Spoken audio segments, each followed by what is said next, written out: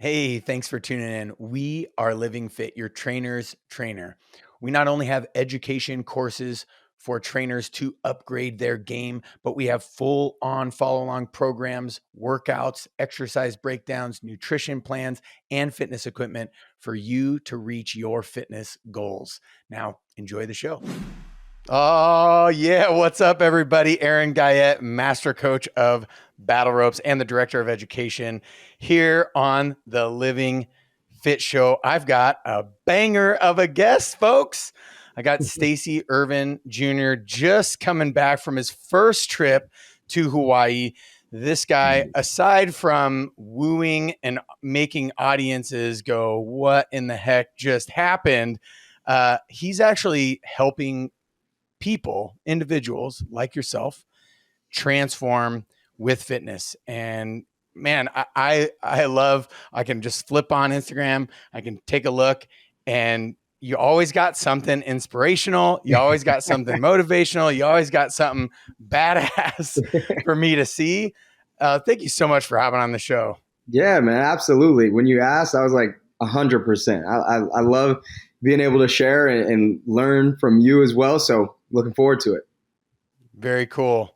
Well, sweet. Yeah. So, Stacey, let's just start. We'll start a little unconventional. I usually ask like how people got into fitness, but we were chatting for a second about Hawaii, and I don't mind chatting a little bit longer about Hawaii.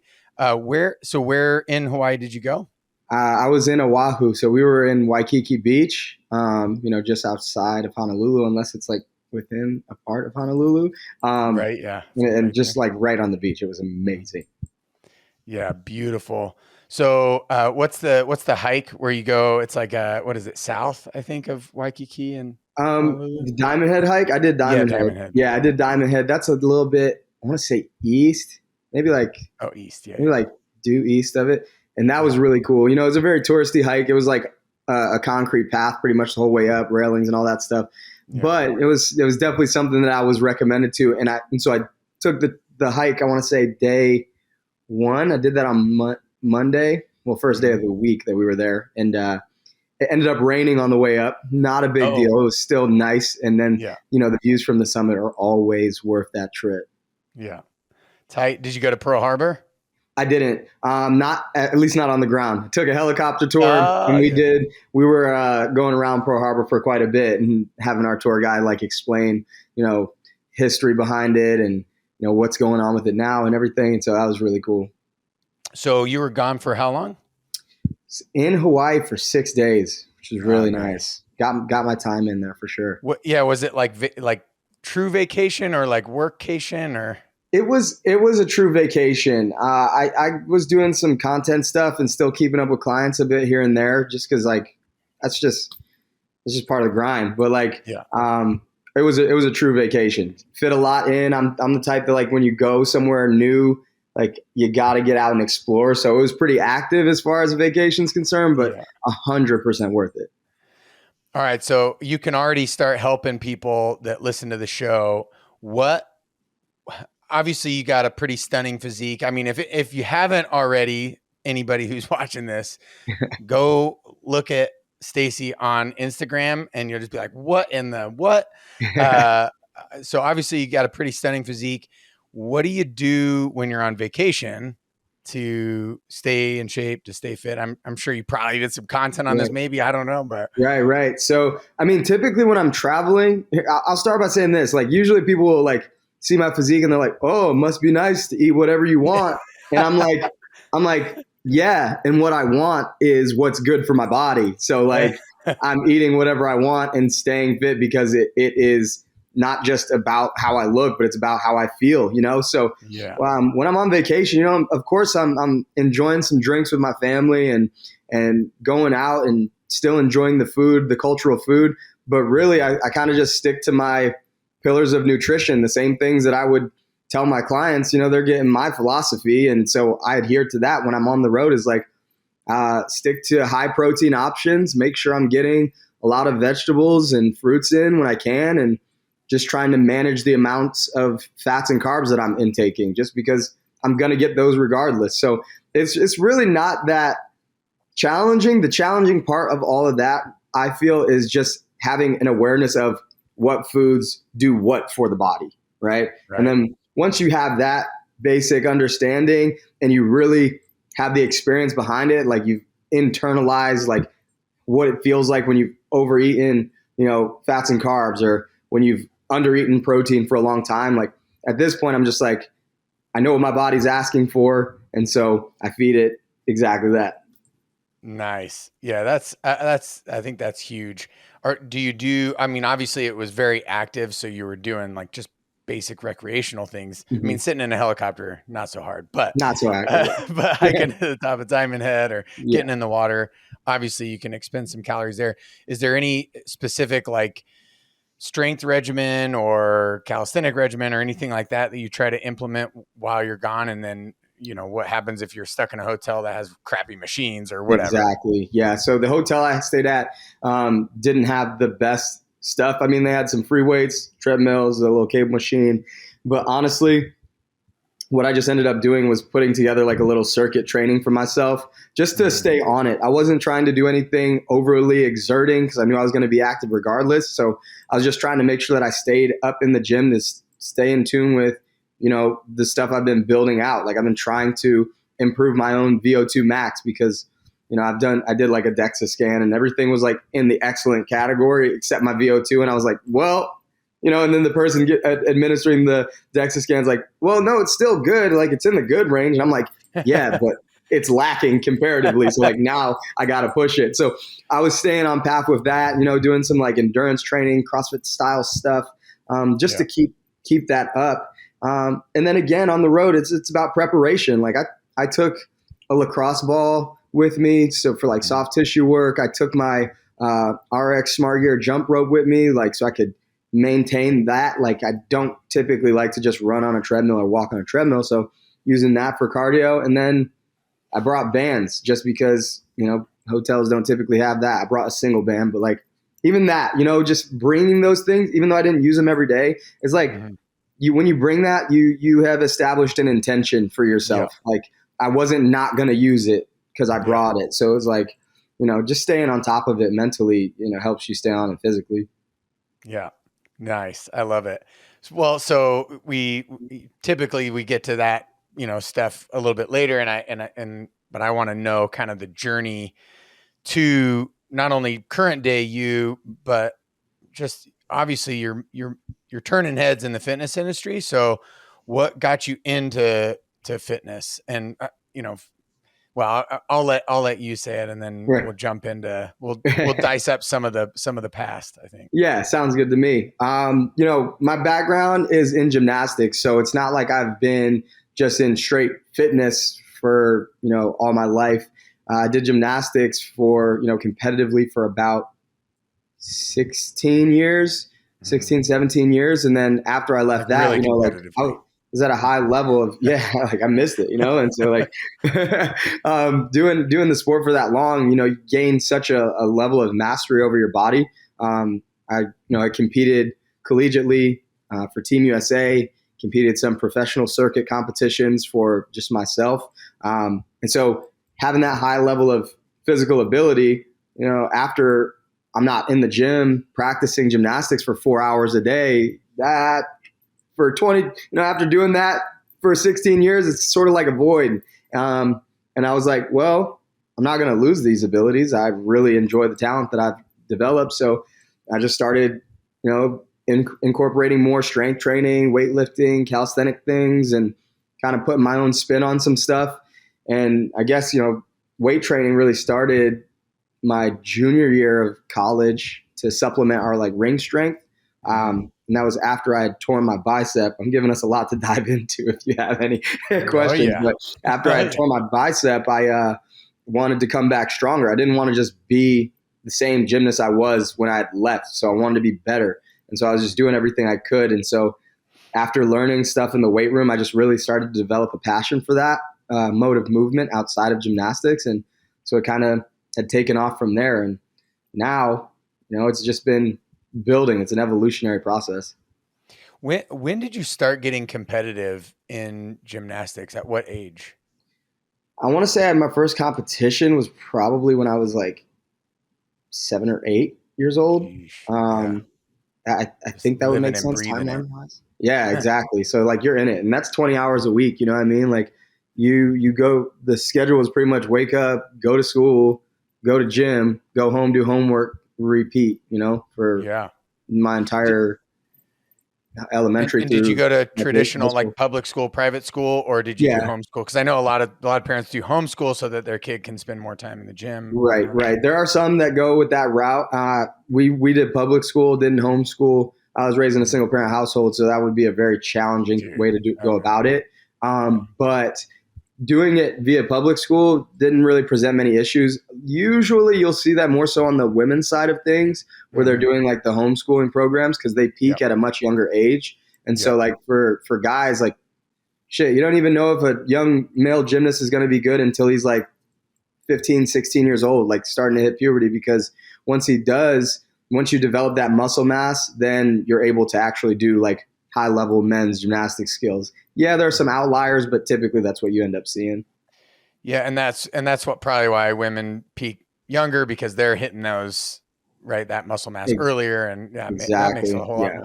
It's so funny that I of all people, like where I nerd out on the science, I of all people didn't really think about that being the reason for Mhm. whatever was going on in my brain. But Right. when you just said that, I'm like, oh, why didn't I know that? Right. Right. And for women too, like on the side of things, like their training is so much more intense, like at that younger age. And so like it really stunts their growth and all that stuff. So like physically, a lot of them, they get burned out. A lot of female gymnasts get burned out very quickly, you know, when it's just like homeschool, 2 workouts a day, like do that every day for 10, 12 years. And it's like, most of them aren't going to see that payoff. You know what I mean? Like the Yeah, Olympic team has 4 people on it, you know, maybe yeah, 5 now. Like, so it's like the chances of you, you know, making that squad are very slim to none. You know, grateful for collegiate gymnastics because it provides a lot of opportunity. But like for yeah. people on that Olympic side of things, it's like, man, that is, it is cutthroat for that competition for sure. So a real quick aside, just because I'm dimly aware, I can't even remember her name, but there is a lady who was basically coming back into gymnastics after like she's way older, like Mhm. and I don't even know what the final, and maybe I don't know because it didn't end up happening or whatever. But what's your thought on that? Like Just an older, was this the American woman, yeah, yeah, Chelsea Memel? Because she had yeah. There you competed. go. Yeah, yeah, Yeah, she had competed for USA before, and I want to say she made the 2008. I want to say she was on the 2008 Olympic team. yeah, Maybe 12. I don't think she was on the 12. I thought that was awesome. I really thought that was right. really cool to see because she still had some very high level skills. And to be honest, like when you reach that level, a lot of that stuff doesn't leave you for a while as long as you keep up your physical fitness. Like Yeah, I can still tumble, like do like gymnastics, tumbling passes at a pretty high level to things like people who are competing now, like actively can't do themselves. And it's like yeah, I see that, and even my friend had posted something from he graduated college the same year I did, and he did a really complicated high bar skill the other day as he was visiting Michigan again, and I was like, what the heck? So it's like everyone kind of has their event, and so like that Mhm. one stays with you a little bit longer, I think, than other things. Like, don't Yeah. ask me to get up on rings right now; my shoulders would absolutely break, like, or pommel horse. Like, I don't think I could do any of that stuff. So Yeah, yeah. tumbling is where it's at. And so for Chelsea to come back like that after such a large gap, it was really cool to see. And she got pretty far. Yeah, exactly. Yeah, I was watching. I don't know if it was a documentary or whatever, and I was like, "Man, this is so cool! I love it." And Yeah. I think the same thing happened with the swimmer who actually like crushed it. Mm-hmm. Came back after having kids and then crushed it. Yep. Which swimming is, I mean, let's be honest, swimming is less gravity. Yeah. Gymnastics, all the gravity plus Yeah. plus you're Exactly. hurtling yourself through the air. So there is that, but Not to mention the uh, landing part. yeah, exactly. It's yeah. So selfishly, obviously, most of our listeners want us to get back to fitness, and we will right after this Yeah. question. But um, selfishly, so all of my kids, I have 3 kids, 10, soon to be 10-year-old, 7-year-old, and a 3-year-old. they're all in gymnastics at some level, and they're not Oh, that's competitive. awesome. I'm like, hey, let's diversify and just figure out our bodies and movement and all of that Right. stuff. And I'll let you specialize later so that I don't have the, really increased risk of chance of injury or whatever. At the same Yep. time, my one of my daughters is like, no, I want to be competitive. And the coach said I could be competitive. And what's your advice to parents that might be listening and or kids that might be interested? I'll probably show my daughters and son this, and they'll be like, Yeah. what? Oh, that's crazy. Right. So, advice to parents and young gymnasts, right? Like if the child wants to be competitive, then like I say, at least give them the opportunity to see if that's something they want to pursue. But if they're not really showing interest, then like it really wouldn't, unless they have like an extreme amount of talent where you're like, yo, no, this is that you're onto something like crazy good. Like then maybe like prod them so you can uncover that potential for them. But you got to let that passion develop on its own. Like that's kind of what was allowed to happen for me. And I think that's the best way to go about it. You don't want to pigeonhole them into thinking like, I can only do this. And then if I don't do this, then I can't do anything else. So I did like T-ball and gymnastics. Like I was going to take the baseball route, but then like, I was like, yo, the gym is way more fun when I was given the option. Like it was either or. So I chose gymnastics. And then as far as like the kid is concerned, like if they want to, try it out, I say give it a shot. And if you're going to give it a shot, then make sure you give it a decent chance. Like do at least 3 competitive seasons, at least. Because the first one might be really rough.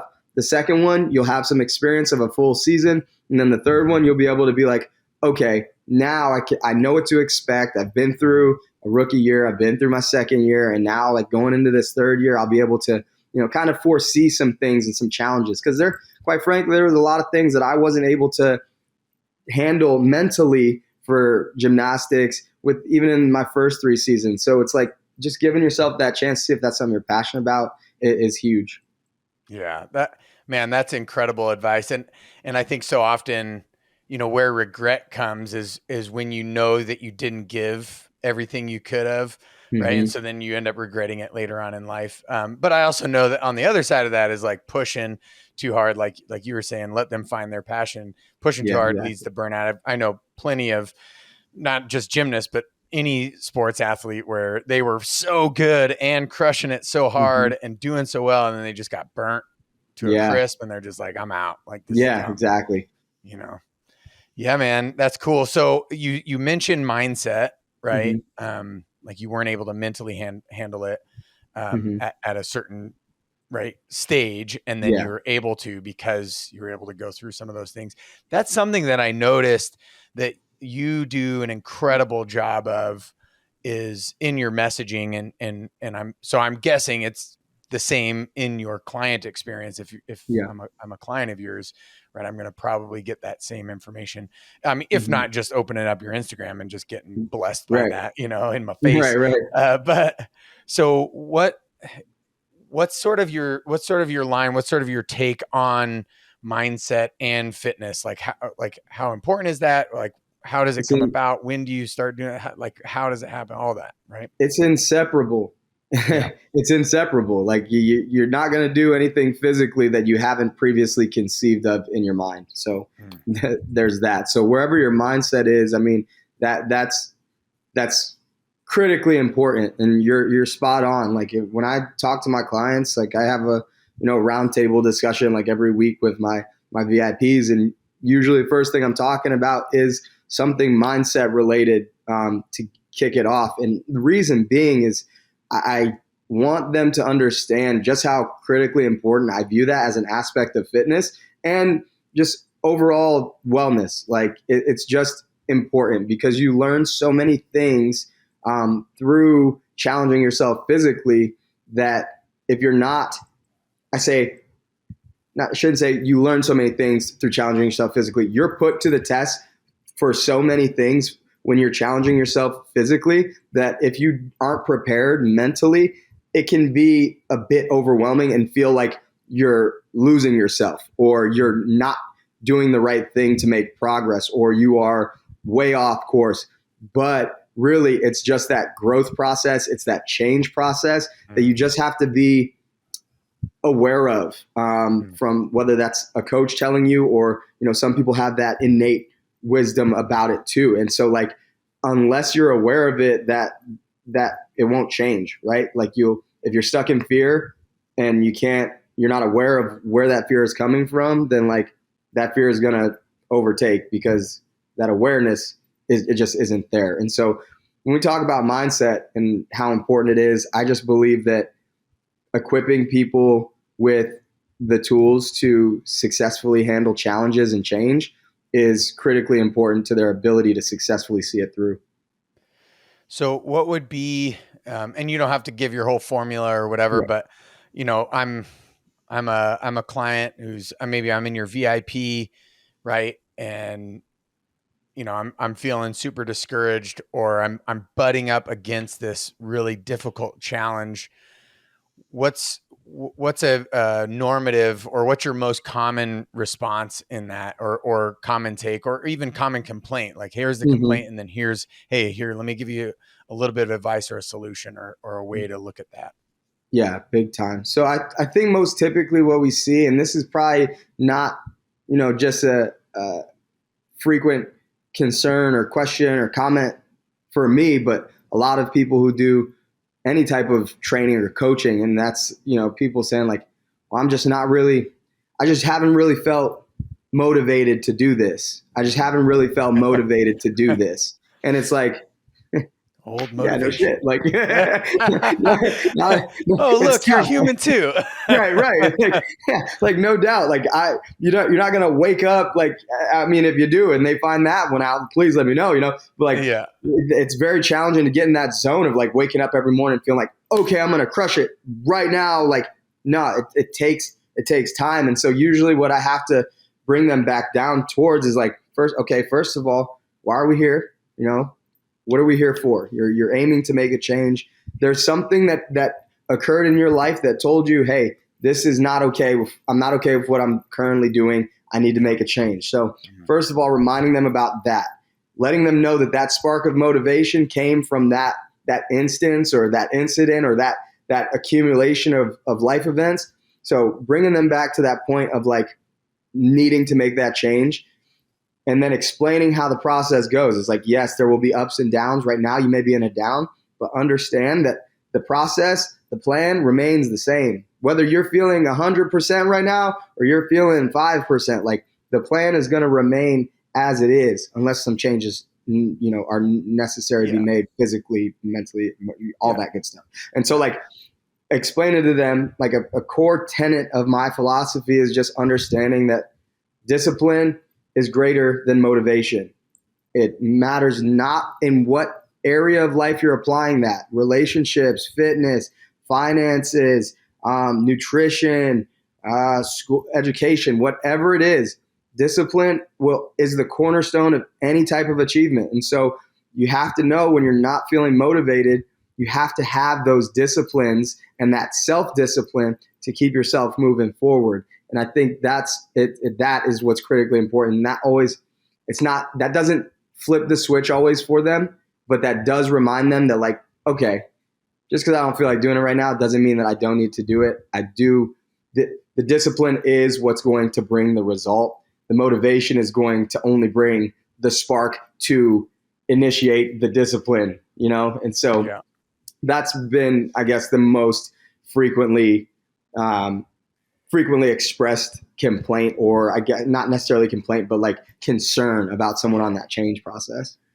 Yeah. And I have to believe that's, by the way, that's amazing. I love it. But I have to believe if I was getting this, back in the day when I owned a gym, and then even now, not so much now, I find myself more as like counselor, consultant. And so I don't typically get it, but even now I still get it. And I usually get it from like closer family and friends, but it's like, oh, well, you're just genetically predisposed to look like that. Oh, that just comes naturally for you. Oh, that's just, I have to believe that you get that 24/7. I have to, right? All the time. And this is not a diss to my parents and whatsoever. I mean, obviously there are some things that are passed through genetically, you know what I'm saying? But like neither one of my parents were ever in, you know, what I would consider like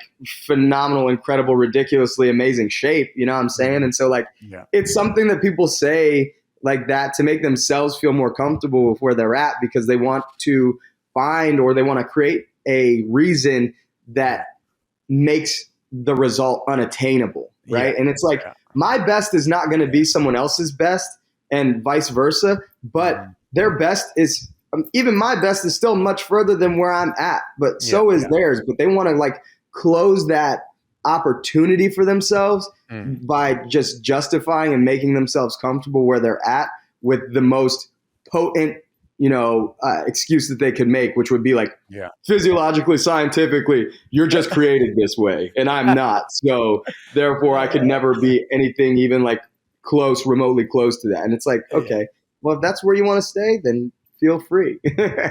Yeah. Well, truth bombs just got dropped, guys. So true. And unfortunately, it's like, once you've done that, like now you've eliminated the opportunity for yourself to actually do something about it, right? You've eliminated that choice because, I'm a victim of my genetic circumstance. So here we are. You said it right there. Now you said it right there. So what,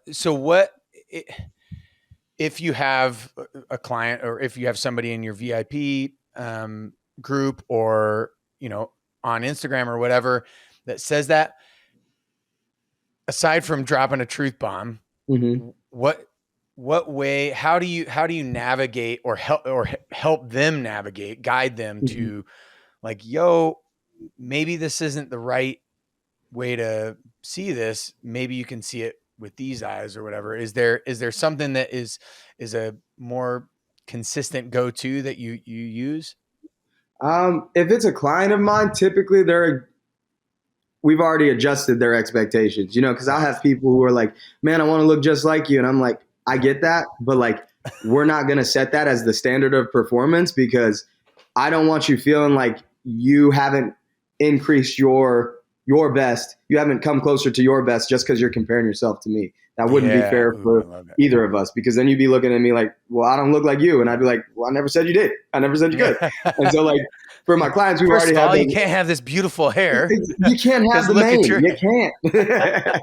And so like, I'll have my clients' expectations adjusted, but like for people online, it's one of two things. Like it's either me, you know, saying just that, like just giving them the truth, or it's silence. Because either way, like beyond that, I'm not even gonna like take the time to try and adjust the perspective, because I've tried that before. You know, like I've been on social media for a minute. And so like, I know that typically if people are posting something negative, it's either so they can get some response and validation, or they're already set in their ways and they're not going to hear me anyway. So like, they don't even have the ears to hear me. So I don't even want to say anything. Yeah. Well, that right there is worth this whole interview. I think it's like, perspective on social media. If you're going to be on social media, you better bring some perspective like that. Otherwise you're going to get ate up and spit out. Right. Oh, like, so easily. And I've been trapped in it before, you know, where like, I would say in the past, like 2 or 3 years, I've grown a lot, maturity wise, and like just understanding that, because like people are going to say stuff regardless. And, you know, I've tried the other approach where it's like, let me just be petty, and that'll be fun for me. And that was not fun for me. And it wasn't fun for them, I imagine. It might have been fun for them. But like, man, even like my pastor said something to the effect a while ago of like, don't wrestle with pigs in the mud, because you'll get dirty and the pig will like it, or something like that. Yeah. And like, I was like, dang, okay. Like, that's really awesome. How it is though. Cause it's like, they're not trying to really learn. They're trying to assert their point and try to bring you down typically. And yes, there are some outliers yet again where I've had, you know, an interaction with someone where I wasn't trying to be petty. I was trying to be helpful and insightful, and someone like does shift a perspective. But you know, that ratio of like that versus the opposite is usually like 8-1. Like, yeah, Right. it's really slim. Yeah. If you're gonna spend your time wisely, that's not gonna be the way you're gonna spend your time. That's for certain. Exactly. Man, I love that because your pastor did like a little twist on the pearls to swine thing. I love that. I love that. That's Yep. great. Man, well, so there's a whole bunch more that I want to jump into. I had like all these things, we're running out of time. But I do before I ask the final question, I do want to talk a little bit about and we've talked about obviously your VIP experience, but the VIP is just that's the creme de la creme, right? Of your offerings and your value that you provide. What are some of the other ways? Because it sounds to me like you're doing all of it, right? You're doing fitness, exercise, programming, all of that stuff.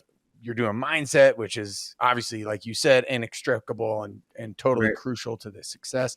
But it sounds like you're also doing nutrition. So if I'm like, hey, I want to kick the tires on, this Stacey Ervin Jr. guy and program, what's the best way for me to check that out and pursue that? Yeah, for sure. Well, first and foremost, I'd say, check me out on social media and see if you vibe with what I put out. Really, I just do my best to just share my experiences and share some fun stuff that I do. And that would be, ground floor right there, and then seeing me on YouTube, I just post lifestyle vlog stuff. It's not even, I'm like, there's enough fitness content on YouTube. If you need that, you can go somewhere else. But if you want to see how someone's like living their life, with enfolding fitness into it, that's more so how I use that platform. And then I offer programs through my business, Wave Fitness. Those are, not VIP programs. So I don't have roundtable discussions with members of that program, but they have access to my Facebook group where I'm active in there. They can get a meal plan, they can get a workout program, they can get, one or the other or both in a way that's just delivered to them via my app. So that's a good way to start out. And then, usually people a lot of my Wave Fitness members start to be like, okay, I think I'm ready to like dive in a little bit deeper on this. Cause again, the mindset thing is important. And the crux of online training for all of us online trainers is that your clients have to have discipline. And so like, if they're not equipped for that, then they're not going to succeed. And if you're not able to communicate that well with them, then, you're putting them at a disadvantage off of something that works. And so like, just making sure that they have the tools that they need to succeed is important to me. Yeah, that's awesome. So yeah, you heard it straight from the horse's mouth, straight from Stacey himself. Check him out on Instagram, check him out on YouTube. If you vibe, dive a little bit deeper. So you're Stacey Ervin Jr. So obviously your father is a Stacey Ervin as well. How proud of you is your dad, man? Like I just the little bit of research that I did, and obviously I heard of you before, and I saw you in a couple of headlines and whatever before. You were in the limelight. So if anybody's telling the right thing about social media and ignoring the hate or whatever, right, it would be you. But because that's what happens if you're out in the limelight. A lot of people know of your name, but they really don't know you. Exactly. But man, I'm like, man, this guy is good, man. I love the consistency in your message, the consistency with fitness and health, and then the freaking super high level of competition. Is your dad just so pumped and proud of you or what? Yeah, he is. Pretty cool to carry on the namesake, not common that you get one Stacey, let alone two. So when we were in Hawaii, I'm like messing around, having big Stacey around the whole time. It's pretty great. So yeah, he's pretty proud of me, and it's happy. I'm happy that he's communicated that with me as well. Oh, that's awesome. So incredible. Well deserved. Absolutely. So we asked this question of every single one of our guests, and we've gotten answers from the spiritual, ethereal, all the way down or over and up and across, totally different from the linear scientific didactic. So there is literally no wrong answer, but we want to hear your answer. What is living fit to Stacey? Living fit to me really encompasses like all aspects of your life. And that's the challenge, right? Because if you ask some people, they might just say like living fit is just like when you look great. And that's the extent of what they'll be able to tell you. But I can tell you from having looked even what I felt was like peak condition or in shape, looking that way, but not feeling that way in other areas of my life, whether that's mentally, like physically, emotionally, spiritually, financially, like relationally. Like once you can encompass or once you can elevate your level of fitness, your level of wellness in each area, and they don't all have to be, top shape, perfect, but like when you are making progress, living fit to me means you are making progress, or at least in the process of making progress in every area of your life, and you feel good about the journey that you're on.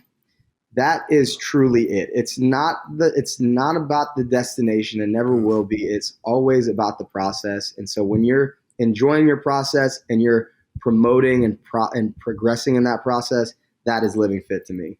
Oh, that is so good. I love just that it's in the process, and that it's progression, and that it's not just all the areas. So good, man. Man, it has been an absolute pleasure and an honor to have you on the show. Thank you so much for taking a little bit of time out to spend some time with us and chat on the Living Fit Show. Absolutely. Thank you for having me. It's been a great conversation. I'll have to come back, man. Yeah, we have to have you back. There's a lot more to talk about for sure. Here we All go. right, man. Thank you. Hey, for more interviews like that, don't forget to subscribe to our YouTube channel. Also, if you're looking for not only those interviews, but follow along programs, exercise breakdowns, workouts, nutrition plans, and fitness equipment for your fitness results, make sure you hop on to living.fit, become a member today, and I'll see you on the next one.